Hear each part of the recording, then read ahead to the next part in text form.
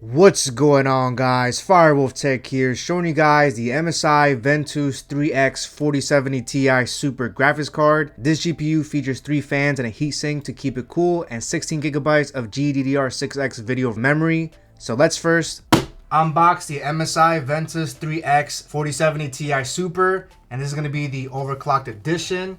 Comes in as fairly small packaging here. You can see right in the back we have more details of the graphics card here.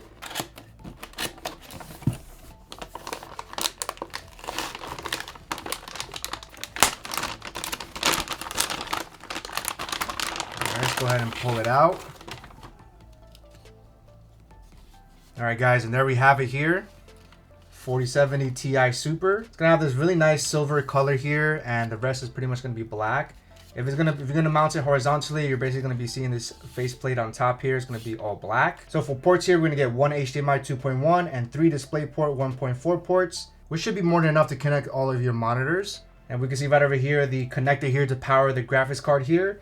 And overall, I want to say this is a nice thin card here. It's not super bulky, so it should definitely fit a lot of cases. So we're gonna go ahead and put that on and see how that looks. Now further inside the box, I'm gonna give you a metal bracket here to prevent the sag of the graphics card. And then here's the actual power cable here. So you're gonna see that it's gonna take 2 PCIe slots. Or if you have one of those new PSU units that have the new standard cable, then you just use that cable. But otherwise, if you have an older PSU, all it's gonna take is just 2 PCIe slots.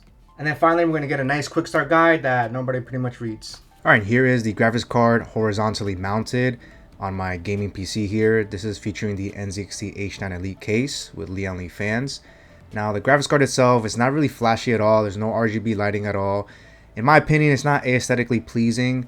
I think it'll look a million times better if it's vertically mounted, but the benefit here is that you can place objects on top of that back plate. Let me know what you guys think of it horizontally mounted, but in my opinion, let's go ahead and switch to vertically mounted. And damn, it definitely looks a lot better vertically mounted in my opinion. I would have liked to see the middle logos of the fans feature the dragon logo, but this is going to be their base model, so you can't really expect so much. But I do prefer it vertically mounted, and when all the fans are kicking, it does look really nice. But other than that, let's go ahead and test out the performance. I'm going to benchmark this with a couple of little tests here. First benchmark I did was on 3D Mark Speedway using DirectX 12 and rendering at 2516 by 1440 resolution. This tests both real-time ray tracing and rendering techniques. Got a score of 6,149, which is about 70% better than all results, and when compared to the Asus ROG Strix 4070 Super OC that I did previously, it performed about 15% better. Average temperature during this test was 65 degrees Celsius, with the ROG Strix being cooler, which could be a result of better heat sinks and cooling techniques since it is their most expensive tier of GPUs. Next, I did a 4K DLSS test using Quality, and with DLSS off, it got an average FPS of about 32.98 frames per second, and with DLSS on Quality, it gave a huge boost to 100.81 frames per second.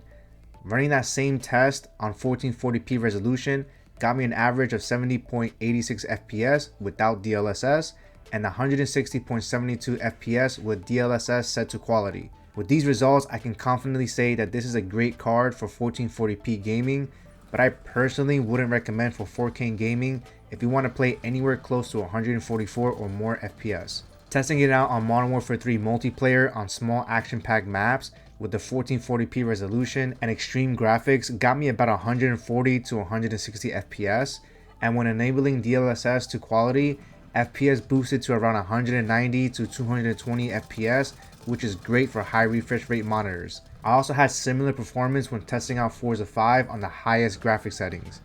DLSS definitely improves the FPS and still maintains beautiful quality.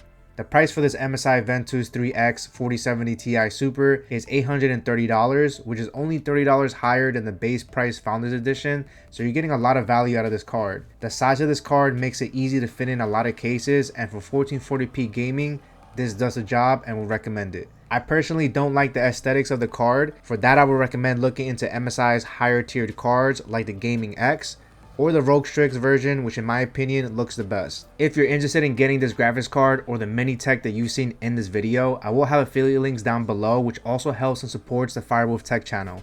Let me know what you guys think in the comments below, and I would appreciate support with a like, share, and subscribe. Firewolf out.